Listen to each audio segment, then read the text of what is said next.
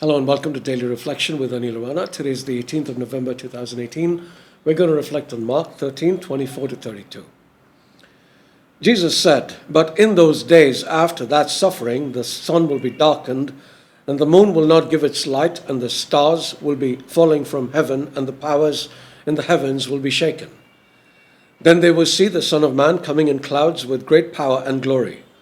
Then he will send out the angels and gather his elect from the four winds, from the ends of the earth to the ends of heaven. From the fig tree learn its lessons. As soon as its branch becomes tender and puts forth its leaves, you know that summer is near. So also when you see these things taking place, you know that he is near at the very gates. Truly I tell you, this generation will not pass away until all these things have taken place. Heaven and earth will pass away, but my words will not pass away. But about that day or hour no one knows, neither the angels in heaven nor the Son, but only the Father." The Gospel of the Lord. Heaven and earth will pass away, but my words will not pass away. This is one of the most incredible things that Jesus says, because he's basically telling us that his word is rock solid, and it is for all eternity.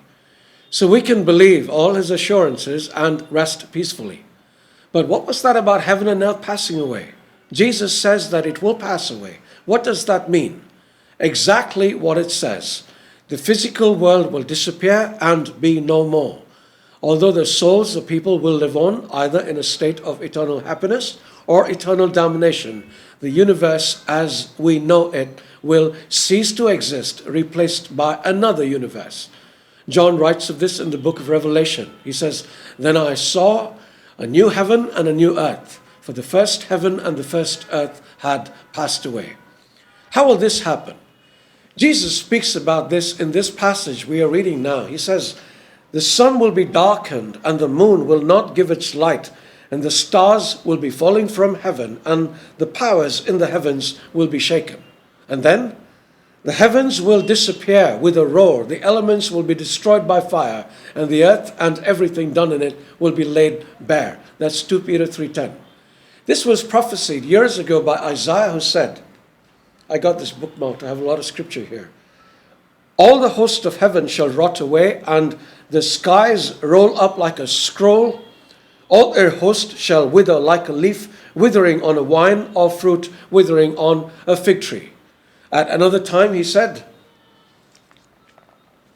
"Lift up your eyes to the heavens and look at the earth beneath.